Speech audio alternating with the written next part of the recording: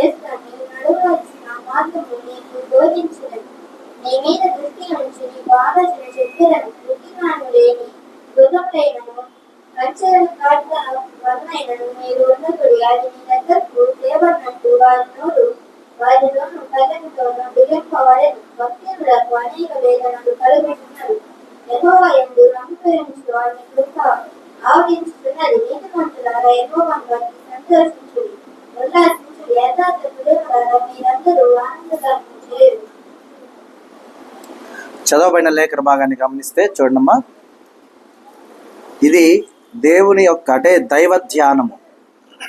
అర్థమవుతుందా? దావీదు కీర్తన దైవ ధ్యానం అన్నమాట. ఇది చూడండి. తన అతిక్రమములకు పరిహారము నొందినవాడు, అలాగే తన పాపమునకు ప్రాయశ్చిత్తము నొందినవాడు ధన్యుడు. అంటే అతిక్రమాలు మనం చేస్తూ ఉంటాం. సహజంగా మన అతిక్రమాలు తెలియక చేసేసి తర్వాత వాటి నిమిత్తం మనం ఏం చేస్తామంటే ఆ యొక్క పాప పరిహారాన్ని పొందాం, కవర్ చేసుకుంటాం. ఎట్లా అంటే గబక్కన తొందరపడ్డాను లేను, లేకపోతే చూడలేదను, ఏదో ఒకటి సాకు వెతుకుంటాం. కానీ తన అతిక్రమాలకు పరిహారము నొందినవాడు, అలాగే తన పాపమునకు ప్రాయశ్చిత్తము నొందినవాడు ధన్యుడు. అర్థమవుతుందా? కాబట్టి మనం ఏమైనా అతిక్రమాలు చేసినా కూడా, పాపము ఏదన్నా మనకు తెలుసో తెలియక గబక్కన పాప కార్యములు చేసినా కూడా వెంటనే దేవుని యొద్ద నుంచి మనము ఆ పరిహారమును అలాగే ప్రాయశ్చిత్తమును దేవుని యొద్ద నుండి మనము పొందుకోవాలి. ఆయన్ని వేడుకోవాలి, అయ్యా నేను చేసింది తప్పే, దానికి తగిన శిక్ష నాకు వెంటనే వేయి. అర్థమవుతుందా? వెంటనే నాకు ఆ శిక్ష వేసేస్తే నేను ఆ పాప భారము నుండి విముక్తునవుతాను. ఎందుకంటే నా మీద ఆ భారం అలాగే ఉందనుకోండి, దేవుడు నా గురించి ఏమి ఆలోచిస్తున్నాడో, నేను ఇదిగో ఈ పాపము నా మీద ఉంది కదా, నేను దేవునితో ఎలా మాట్లాడగలను? ఈ యొక్క భారం అంతా కూడా క్యారీ ఫార్వర్డ్ అవుతుంటుంది. అలా కాకుండా మన అతిక్రమాలను మనం గుర్తించినప్పుడు, మన పాపమును మనం గుర్తించినప్పుడు వెంటనే దేవుని యొద్ద నుండి పరిహారమును అలాగే ప్రాయశ్చిత్తమును పొందేవారుగా మనము ఉండాలి. అలా ఉన్నట్లయితే మనము ధన్యులుగా ఉంటూ ఉంటాం. యెహోవా చేత నిర్దోషి అని ఎంచబడినవాడు, అలాగే ఆత్మలో కపటము లేనివాడు ధన్యుడు. అర్థమవుతుందా? యెహోవా చేత నిర్దోషి అని ఎంచబడాలి. మొదట అది గుర్తుపెట్టుకోండి. నిర్దోషి అని దేవుని చేత ఎలా ఎంచబడతాం? ఏమా, ఏ విధంగా దేవుని చేత ఎంచబడతాం నిర్దోషి అని? మనం ఏ దోషము చేయకపోతే కదా. అవునా? మనకు దోషం అంటే ఏంటో తెలుసు, అయినా కూడా మనం ఏం చేస్తాం? చేసేవారుగా ఉంటూ ఉంటాం. కాబట్టి అలా కాకుండా మనం ఎలా ఉండాలి? నిర్దోషిగా ఉండాలి. అది కూడా ఎవరు ఎంచాలి నిర్దోషి అని? నీ తోబుట్టువులో, నీ తల్లిదండ్రుల్లో, లేకపోతే నీ బిడ్డలో, నీ స్నేహితులో, నీ బంధువులో కాదు. ఎవరు ఎంచాలి? దేవుడు ఎంచాలి. యెహోవా చేత నీవు నిర్దోషి అని అనిపించుకోవాలి. అర్థమైందా? అలాగే ఆత్మలో కపటము లేనివాడు ధన్యుడు. అర్థమవుతుందా? అంటే మనము లోపల ఎలా ఉన్నామో బయటకు అలాగే కనపడాలి. లేకపోతే బయట మనం ఎలా కనబడుతున్నామో అంతరింద్రియాల్లో కూడా అదే విధంగా ఉండాలి. అర్థమవుతుందా? మనం పైకి ఒకలాగా ఉండి లోపల ఇంకొకలాగా ఉండకూడదు. కనుక మనం గమనించాలి. సహజంగా అందరూ ఏం చేస్తుంటారంటే కపటోపాయము చేత ఉంటూ ఉంటారు. అది సర్వసాధారణంగా ప్రతి ఒక్కరిలో ఉంటుంది, సర్వసాధారణంగా ఉంటుంది. అర్థమైందా? కాబట్టి ఆ యొక్క విధానాన్ని తీసేసుకునేవారుగా మనం ఉండాలి. కనుక గమనించాలి, మనల్ని మనం స్వపరిశీలన చేసుకోవాలి. చూడండి, నేను మౌనినై ఉండగా దినమంతయు నేను చేసిన నా ఆర్త ధ్వని వలన నా ఎముకలు క్షీణించినవి. దీవారాత్రులు నీ చెయ్యి నా మీద బరువుగా ఉండెను. నా సారము వేసవి కాలమున ఎండినట్టాయెను. అయ్యా, నేను మౌనినై ఉండగా దినమంతయు నేను చేసిన నా ఆర్తధ్వని వలన నా ఎముకలు ఎలా ఉన్నాయి? క్షీణిస్తూ ఉన్నాయి. దీవారాత్రులు నీ చెయ్యి నా మీద బరువుగా ఉండెను కనుక నా సారము వేసవి కాలమున ఎండినట్టాయెను. వేసవి కాలంన చెరువులు ఎండిపోతుంటాయి, అవునా? అలాంటి పరిస్థితి ఎదురైందయ్యా. ఒక ఊరిలో ఉన్న చెరువు ఎండిపోతే ఆ ఎండిపోయిన చెరువు వలన ఆ కొంతకాలమో లేదంటే ఆ కొంత భూమో సారవంతంగా ఉండదు. కానీ ఇక్కడ నా పరిస్థితి ఎలా ఉందంటే వేసవి కాలమున ఎండిపోయినట్టుగా నా సారమంతా కూడా అయిపోయి ఉందయ్యా. కాబట్టి నన్ను కరుణించయ్యా అని మాట్లాడుతున్న విధానం అనమాట. చూడండి, నా దోషమును కప్పుకొనక నీ ఎదుట నా పాపమును ఒప్పుకుంటుని, యెహోవా సన్నిధిని నా అతిక్రమాలు ఒప్పుకుందును అనుకుంటుని. నీవు నా పాపదోషములను పరిహరించి ఉన్నావు. అర్థమైందా? ఎప్పుడైతే మనము దేవుని యొద్ద మన యొక్క సమస్తమును మనం ఒప్పుకుంటామో, వాటిని దాచుకొని కవర్ చేసుకునేవారుగా మనం ఉండకూడదు. వాటిని వెల్లడిపరిచేవారుగా ఉండాలి, వాటి గురించి మాట్లాడేవారుగా ఉండాలి. అర్థమవుతుందా? కాబట్టి మనము దేవుని ఎదుట మన దోషములను మనం ఏం చేయాలమ్మా? ఒప్పుకోవాలి.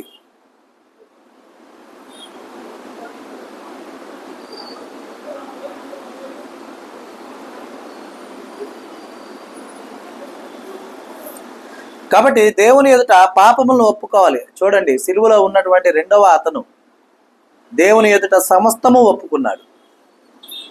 ఒప్పుకున్నాడా లేదా? ఒప్పుకున్నాడు కదా. ఏం పొందుకున్నాడు ఆయన? ఒప్పుకున్న వెంటనే కొరడాలతో మళ్ళీ కొట్టారు ఆయన్ని. ఎన్ని పాపాలు చేసావు, ఇన్ని తప్పులు చేసావా అని కుళ్ళబొడిచారు ఆయన్ని. ఏం చేశారమ్మా?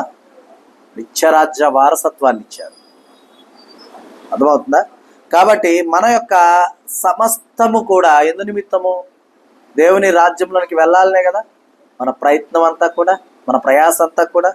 కాబట్టి అది ఎలా వస్తుంది మనకు అంటే ముందు మన యొక్క పాపదోషాలని దేవుని దగ్గర ఒప్పుకునేవారుగా మనం ఉండాలి. ఇక ఎప్పుడు పాపము చేయని వారుగా మనం ఉండాలి. ఏ యొక్క అతిక్రమము చేయని వారుగా మనల్ని మనం సరి చేసుకోవాలి. ఆ యొక్క విధానంలో మనం ముందుకు సాగిపోవాలి. ఆ రీతిగా ఉన్నప్పుడు మనము దేవుని యొక్క సన్నిధిలో మనం నిలుచుటకు మనకు దేవుడు అవకాశాన్ని ఇస్తాడనమాట. కాబట్టి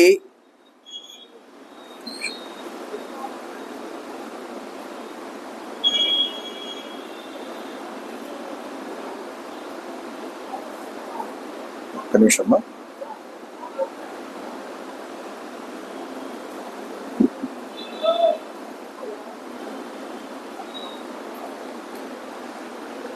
కాబట్టి మనం ఎప్పుడు కూడా మొదట మనల్ని పరిశీలించుకోవాలి.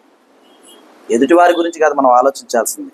ఎదుటివారు ఎలా ఉన్నారు, వాళ్ళు ఎలా సంచరిస్తున్నారు, వాళ్ళు ఎలా దేవుణ్ణి ఆరాధిస్తున్నారు, వాళ్ళు ఏం అతిక్రమాలు చేస్తున్నారు, వారే దోషాలు చేస్తున్నారు, వారు ఎలా భక్తిహీనులుగా ఉన్నారు, వారెందుకు దేవుని యొద్దకు రావట్లేదు, ఇవన్నీ మనకు అనవసరం.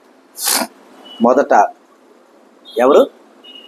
ఎవరికి వారు మొదట నేను నా దేవుని కనుదృష్టి ఎదుట ఎలా ఉన్నాను, ఎలా సంచరిస్తున్నాను, ఎలా ఆలోచిస్తున్నాను, ఎలా నడుచుకుంటున్నాను, ఎలా ప్రవర్తిస్తున్నాను అనే విధానాన్ని మనం ఎప్పుడు కూడా జ్ఞాపకం ఉంచుకోవాలి.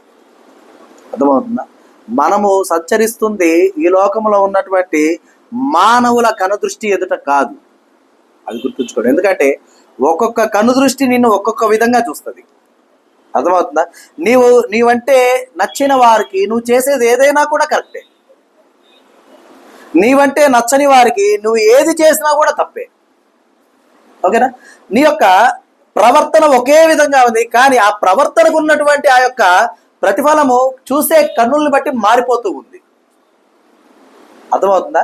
కానీ నీవు నిజముగా తీర్పు తీర్చే కనుదృష్టి ఎదుట సంచరిస్తున్నావు అన్న సంగతిని గుర్తుంచుకోవాల్సిన ఆవశ్యకత మనకున్నది. మనము పైకి మనం ఏ దోషము చేయలేదు, నేనే పాపము చేయలేదు, నేనే అతిక్రమము చేయలేదు అని మనం మాటలతో నోటితో చెప్పొచ్చు. కానీ నీ హృదయాంతరంగము ఎరిగిన దేవుడు, నీ మనసులో ఉన్న సమస్త తలంపుల్ని ఎరిగిన ఆయన, నీ మాట నిజమో కదా ఆయన తెలీదా? తెలుసా లేదా?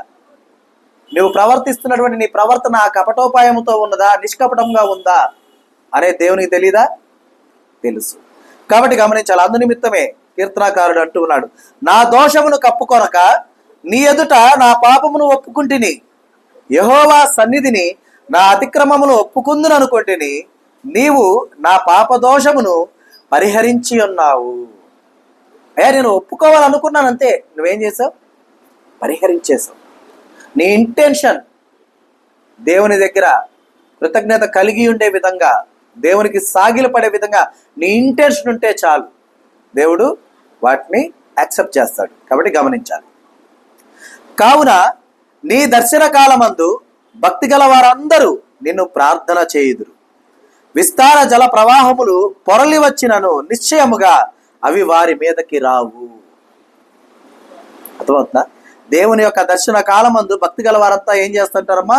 ప్రార్థన చేస్తూ ఉంటారు. ఒకవేళ విస్తారమైన జల ప్రవాహములు పొరలి వచ్చినా కూడా అవి వారిని ఏమి కూడా చెయ్యవు. అర్థమైందా? ఎందుకంటే దేవుని ఆజ్ఞ లేనిదే ఏమైనా జరుగుతుందా? జరగదు. కాబట్టి గమనించాలి. కనుక మనము దేవునితో మాట్లాడుకోవాల్సిన విధానం ఇలాంటిది. అలాగే చూడండి, నా దాగుచోటు నీవే, శ్రమలో నుండి నీవు నన్ను రక్షించదవు, విమోచన గానములతో నీవు నన్ను ఆవరించదవు, నీకు ఉపదేశము చేసేదను, నీవు నడవవలసిన మార్గము నీకు బోధించదను, నీ మీద దృష్టి ఉంచి నీకు ఆలోచన చెప్పేదను అని దేవుడు వివరించే విధానం అన్నమాట. కాబట్టి మనం దాక్కునే చోటు ఎవరై ఉండాలమ్మా? ఎవరై ఉండాలి? దేవుడై ఉండాలి. అర్థమైందా? అంటే ఎలా దాక్కోవాలో తెలుసా? ఎలా దాక్కోవాలో తెలుసా? మనం కుక్క పిల్లల్ని పెంచుంటాం, అవునా? వాటికి మనం నడుస్తూ ఉన్నప్పుడు మన పక్కన మన ముందు అవి వెళ్తూ ఉన్నప్పుడు వాటికి ఏదైనా ప్రమాదము అనగానే అవి ఏం చేస్తాయి? వెంటనే మీ వెనక్కి వచ్చి దాక్కుంటాయి, అవునా కదా? ఎందుకు దాక్కుంటాయి?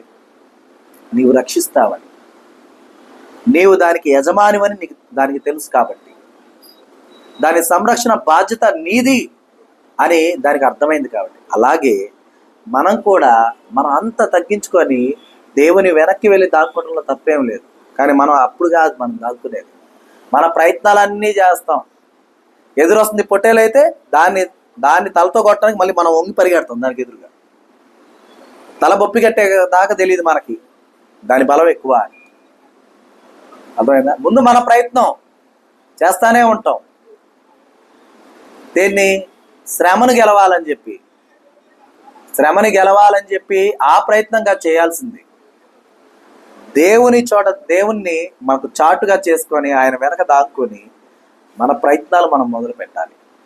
అప్పుడే మనం రక్షించబడతాం. అర్థమవుతుందా? మహిమ కార్యము చూడదగిన చోట నీ ప్రయత్నము 100% ఉండాలి. అర్థమవుతుందమ్మా? నీ యొక్క ఆపదలో, నీ యొక్క శ్రమలో నువ్వు చేయాల్సింది ఏంటంటే మొదట దేవుని నీకు చాటు చేసుకోవాలి. ఆయన చెంత మనం దాక్కునేవారుగా ఉండాలి. కాబట్టి అంటే ఆయనే మొదట నీకు అనే ఆలోచన నీలో ఉండాలన్నమాట. చూడండి, నా దాగుచోటు నీవే, శ్రమలో నుండి నీవు నన్ను రక్షించదవు, విమోచన గానములతో నీవు నన్ను ఆవరించదవు, నీకు ఉపదేశము చేసేదను, నీవు నడవవలసిన మార్గమును నీకు బోధించదను, నీ మీద దృష్టి ఉంచి నీకు ఆలోచన చెప్పేదను. మరి ఎప్పుడు మనం దేవుని వెనక్కి వెళ్ళి దాక్కుంటే కదా, ఏం పర్వాలేదు, భయపడవాక, నేనున్నా, ఇగో ఇలా నడు, ఇది చెయ్యి, ఇలా చూడు, ఇలా ఉండు అని ఆయన మనకు చెప్తాడు. అలా కాకుండా నేను చూసుకుంటాలే అని చెప్పేసి ఆ కుక్క పిల్ల మనల్ని చూడకుండా ముందుకు వెళ్ళిపోయింది అనుకోండి, పైన వచ్చి 10 కుక్కలు పడితే అది బ్రతుకుద్దా? బ్రతుకుద్దమ్మా? బ్రతకదు. అందుకే అది యజమానుడి వెనక్కి వెళ్తుంది. యజమానుడి వెనక్కి వెళ్ళిన తర్వాత దాని ప్రయత్నం ఉంటుంది. వాటిని అరవటమో ఏదో ఒకటి. మొదట నీ యజమానుడు ఎవడో తెలుసుకో. తెలుసుకున్న యజమానుని యొద్ద నీ స్థానాన్ని పదిలపరుచుకో. అర్థమవుతుందా? ఆయన ఇచ్చిన ఆ స్థానాన్ని పోగొట్టుకున్నావా, ఇక ఆ స్థానం ఇంకొకరితో భర్తీ చేయబడింది అనుకో, నువ్వే దాంకోగలుగుతావా? ఏమా? దాంకోలేవు. కాబట్టి నీ స్థానాన్ని సుస్థిరం చేసుకొని మనం ఉండాలి. కాబట్టి గమనించండి. బుద్ధి జ్ఞానముల లేని గుర్రము వలెనైనను అలాగే కంచర గాడిద వలనైనను మీరు ఉండకుడి. అవి మీ దగ్గరకు తేబడినట్లు వాటి నోరు వారుతోనూ కళ్ళెముతోనూ బిగింపవలెను. అంటే బుద్ధి జ్ఞానము లేని గుర్రాలు అలాగే కంచర గాడిదలు అవి ఎలా ఉంటాయో అలాగన ఉండకండి. అవి నీ దగ్గరకు తేబడినట్లు, వాటికి ఏం చేస్తారమ్మా, వాటిని మనకు ఇప్పుడు కళ్యాలు వేస్తుంటారు ఆ పశువులకి, చూసారా? గుర్రానికి కావచ్చు, తర్వాత గాడిదలకు నేను చూడలేదులేండి, గాడిదలకు కావచ్చు. కానీ ఇక్కడ దేవుడు ఏమంటాడు, అవి నీ దగ్గరకు తేబడినట్లు వాటి నోరు వారుతోనూ కళ్ళెముతోనూ బిగింపవలెను. అర్థమైందా? అంటే మనం ఎలా ఉండాలి అనేది కూడా మనం తెలుసుకోవాలి.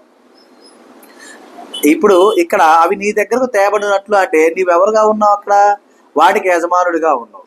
అంటే నీ మాట తీరు, అంటే అవి నోరు ముయ్యాలి వాటికి. ఎందుకని? ఎక్కువగా మాట్లాడకుండా ఉండే విధానము. అలాగే దేవుని యొద్ద మనం ఎలా ఉండాలి? బుద్ధి జ్ఞానము ఉన్న వారి వలె ఉండాలి. అంటే మౌనముగా ఉండాలి. అర్థమవుతుందా? కొంతమంది, సపోజ్ చెప్తున్నా, ఒక 200 మంది కూర్చొని ఉన్నారు అనుకోండి. ఏదైనా సభలకు మీరు వెళ్ళారు అనుకుందాం, ఎక్కడైనా సభలు జరుగుతుంటే వెళ్ళారు అనుకుందాం. నిజంగా దేవుడు అంటే మంచి భక్తి విశ్వాసము ఉన్నటువంటి వారు అవసరమైనంత వరకు ముందు వరుసల్లో ఉంటారు. అంటే అవకాశం ఉన్నంత వరకు ఉంటారు. ఇంకా చివరగా ఉన్న వాళ్ళు ఏం చేస్తారు? పేరుకు భక్తి వెళ్ళి కూర్చుంటారు, పక్కన వాళ్ళతో మాట్లాడుకుంటూ ఉంటారు, జోకులు వేసుకుంటూ ఉంటారు, నవ్వుకుంటూ ఉంటారు, లేదంటే ఫోన్ చూసుకుంటూ ఉంటారు. అర్థమైందా? మరి అక్కడ మనం వెళ్ళిన పరిస్థితి, అంటే మనం ఉన్నటువంటి ఆ యొక్క స్థానం ఏంటి? ఎవరి ప్రెజెన్స్లో మనం ఉన్నాం? ఒకవేళ నీకు మాట్లాడుకోవాలనుకున్నావు, నవ్వుకోవాలనుకున్నావు, ఫోన్ చూసుకోవాలనుకున్నావు, అలా అనుకున్నప్పుడు నువ్వు ఆడకెళ్ళటం ఎందుకు? ఎక్కడుంటే ఫోన్ చూసుకోకూడదు, ఎక్కడుంటే మాట్లాడుకోకూడదు, ఎక్కడుంటే నవ్వుకోకూడదు? ఏమా? దేవుని సన్నిధిలోనే చేయాలా? దేవుని సన్నిధిలో ఎవరికి అనుదృష్టి ఎదుట ఉన్నాం మనం? దేవునికి అనుదృష్టి ఎదుట ఉన్నాం. ఆయన యొక్క సన్నిధి కాంతి మన మీద ఉదయింప చేసి ఉండగా, ఆ సన్నిధి కాంతిని మనం పొందాలి అంటే ఎలా ఉండాలి? ఆసక్తి కలిగి ఎదురు చూసేవారుగా ఉండాలి. అలా కాకుండా అనాలోచితంగా మాట్లాడుకుంటూ, అంటే చాలా మంది ఉంటారు, ఎవరో కాదు, స్టేజ్ మీద ప్రసంగం చేస్తున్న పాస్టర్ గారి గురించి ఇక్కడ జోకులు వేస్తున్న వాళ్ళు కూడా ఉంటారు వెనక. ఆయన చెప్తున్నటువంటి వాక్యము, ఆయన చెప్పే విధానం గురించి వెనక ఆ సభలో వెనక ఎక్కడో కూర్చొని ఆయన చూడు అటు చెప్పాడు, ఈయన చూడు అటు చెప్పాడు అని జోకులు వేసుకుంటూ ఉంటారు.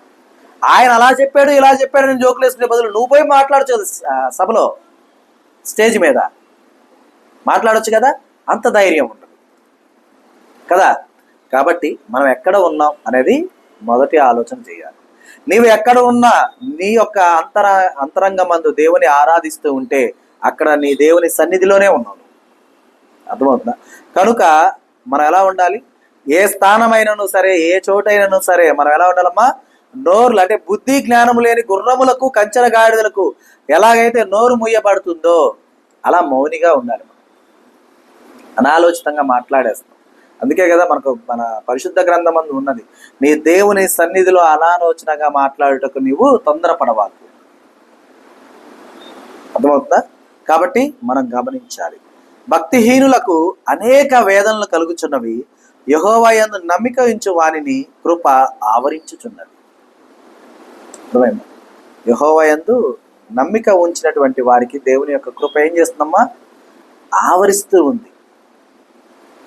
అర్థమైందా? ఆవరించటము అంటే ఎలా అంటే జస్ట్ సింపుల్ థింగ్. ఫ్యాన్కి ఏసీకి ఉన్న వ్యత్యాసం. ఇప్పుడు మనం ఇంట్లో ఫ్యాన్ వేసుకున్నాం అనుకోండి, ఎలా ఉంటుంది? చల్లగా ఉంటుంది. అవునా? ఎక్కడ చల్లగా ఉంటుంది? గాలి ఎక్కడ తగులుతుంటే అక్కడ చల్లగా ఉంటుంది. అదే ఇంట్లో ఏసీ వేసామనుకోండి, ఏ మూలకెళ్ళినా చల్లగా ఉంటుంది.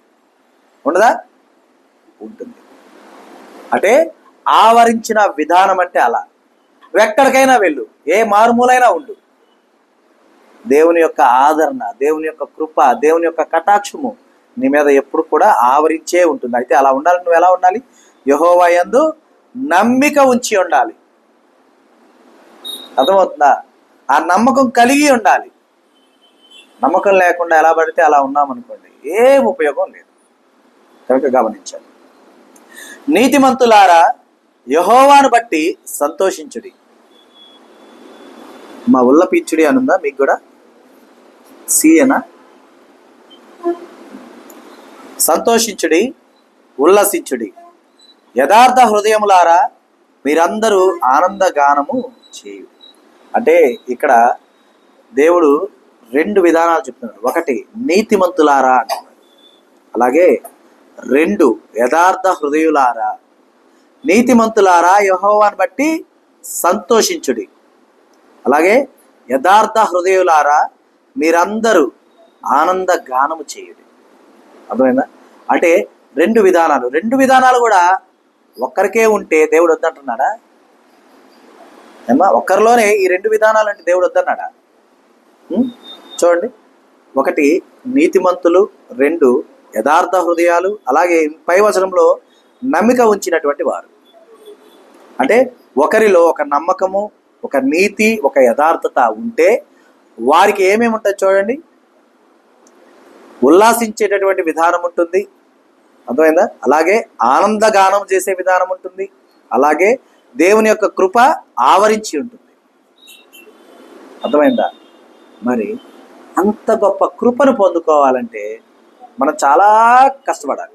కొండలు ఎక్కాలి, కొండల్ని పిండి చేయాలా, పిండి చేసిన కొండని మరలా రాళ్ళుగా మలచాలా, మలచిన రాళ్ళని కోటగా చేయాలా, కోట కట్టాలా. ఇన్ని పనులు ఉన్నాయి కదా. అన్ని పనులు ఉంది? 3 పనులు ఉన్నాయి. ఒకటేంటమ్మా?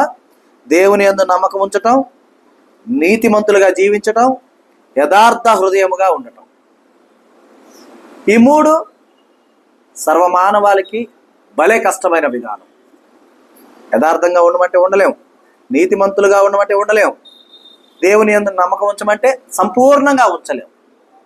అంటే 100% ఉంచలేం. ఉంచుతున్నామా? ఉంచలేము. ఎందుకో తెలుసా?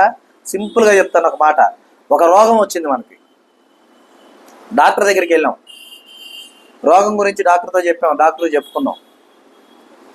ఆలోచన వస్తుంది, డాక్టర్ తగ్గిస్తాడా, దేవుడు తగ్గిస్తాడా? అసలు ఈ రోగం నాకు తగ్గుద్దా, తగ్గదా? నేను మరలా మామూలు మనిషిగా ఉంటానా, ఉండనా? అసలు నేను తిరిగి మళ్ళీ లెగుస్తానా, లేగవనా? అంటే ఏముందమ్మా? అపనమ్మకం. అర్థమైందా? అపనమ్మకం.